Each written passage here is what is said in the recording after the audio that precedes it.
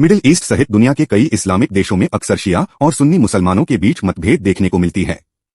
दोनों ही इस्लाम धर्म की शाखाएं हैं, लेकिन इनकी परंपराओं और रीति रिवाजों में बहुत अंतर है।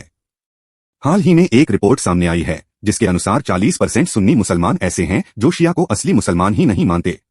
दोनों की विचारधाराओं, रोजे, नमाज पढ़ने से लेकर निकाह तक में कई डिफरेंस देखने को मिल जाते हैं। आज की इस वीडियो में हम शिया और सुन्नी मुसलमानों के बारे में जानेंगे कि कहां से इन दो अलग अलग शाखाओं का जन्म हुआ और आज दोनों शाखाओं के बीच क्या क्या अंतर देखने को मिलते हैं। इस्लाम धर्म में दिन में 5 बार नमाज पढ़ना जरूरी बताया गया है। शिया और सुन्नी दोनों ही मुसलमान इस बात को मानते भी हैं, लेकिन सुन्नी लोग दिन में 5 बार अलग अलग समय नमाज अदा करते हैं, तो वहीं शिया मुसलमान एक समय में 1 से अधिक बार भी नमाज पढ़ सकते हैं। यानी इस तरह से उन्हें दिन में 3 बार नमाज अदा करने की छूट होती है। नमाज पढ़ते समय सुन्नी मुसलमान अपने हाथों को बांधकर यानी क्रॉस करके खड़े होते हैं, तो वहीं शिया मुसलमान अपने हाथों को बाहर की तरफ खुला छोड़ देते हैं। नमाज अदा करने के बाद सुन्नी मुसलमान जमीन पर अपना सर टेकते हैं, लेकिन शिया मुसलमान एक खास प्रकार के पत्थर के टुकड़े पर अपना सर टेकते हैं। यह पत्थर तुरबा मिट्टी से बना होता है, जिस पर पैगंबर मोहम्मद, हुसैन और उनके कुछ अन्य परिवार वालों के नाम लिखे होते हैं। शिया मुसलमान कब्र के आगे भी नमाज पढ़ते हैं, क्योंकि उनका मानना है कि मरा हुआ व्यक्ति उनकी दुआ अल्लाह तक पहुंचेगा। वहीं सुन्नी मुसलमान कब्र के आगे नमाज नहीं पढ़ते। सुन्नी मुसलमानों का कहना है कि शिया मुसलमान अपना खाना थूक कर खाते हैं और इसलिए सुन्नी मुसलमान कभी भी शिया मुसलमानों के घर का खाना नहीं खाते। हालांकि इस बात के कोई भी पुख्ता सबूत नहीं मिले हैं और न ही हम इस बात की पुष्टि करते हैं। शिया और मुसलमानों के बीच और अंतर जानने से पहले हम आपको यह बता दें कि आखिर एक धर्म 2 गुटों में बंटा कैसे। असल में इसकी शुरुआत 632 ईस्वी से होती है। हजरत पैगंबर मोहम्मद के निधन ने दुनिया भर में अगले खलीफा को लेकर एक बहस छेड़ दी थी और सर्वसम्मति से अबू बकर को इस्लाम धर्म का अगला खलीफा घोषित कर दिया गया। क्योंकि अबू बकर पैगंबर मोहम्मद साहब के काफी ज्यादा करीबी थे और वो अरब के पहले व्यक्ति थे जिन्होंने इस्लाम धर्म कबूल किया था। लोगों का मानना था कि इस्लाम धर्म को आगे ले जाने में उन्होंने काफी सहयोग किया है और इसलिए उन्हें ही अगला खलीफा बनाना चाहिए। जिन लोगों ने अबू बकर को अपना खलीफा माना वो सुन्नी मुसलमान कहलाए। सुन्नी शब्द अहले अल सुन्नत से लिया गया है, जिसका मतलब होता है पैगंबर की परंपराओं को मानने वाला। वहीं बात करें शिया मुसलमानों की, तो ये पैगंबर मोहम्मद के भाई और दामाद अली इब्न तालिब को अपना पहला खलीफा मानते हैं। सुन्नी मुसलमानों के अनुसार मोहम्मद साहब के बाद 3 खलीफा बनाए गए थे और चौथे नंबर पर अली खलीफा बने थे, लेकिन शिया मुसलमान पहले 3 खलीफा को नहीं मानते हैं। उस समय एक राजनीतिक समूह की भी उत्पत्ति हुई थी जिसका नाम शियत अली रखा गया था और यहीं से शिया मुसलमानों की शुरुआत हुई थी। शिया मुसलमानों का मानना है कि केवल पैगंबर मोहम्मद के वंशज ही इस्लाम धर्म में खलीफा बन सकते हैं। अबू बकर को खलीफा बनने का कोई हक नहीं है। शिया मुसलमान बताते हैं कि पैगंबर ने कहा था, जिस किसी के लिए मैं मैला हूं उनके लिए अली भी मैला है, और इसलिए अली को ही वो अपना खलीफा या इमाम मानते हैं।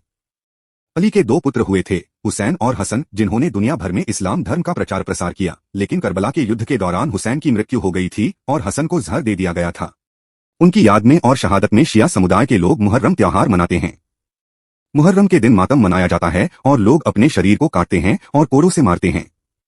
इस तरह वे हुसैन साहब की शहादत को याद करते हैं, जबकि सुन्नी मुसलमान शहादत या मातम नहीं मनाते। वैसे सुन्नी मुसलमान मुहर्रम के दिन केवल रोजा रख लेते हैं। रमजान महीने में शिया और सुन्नी दोनों ही मुसलमान 1 महीने तक रोजा रखते हैं।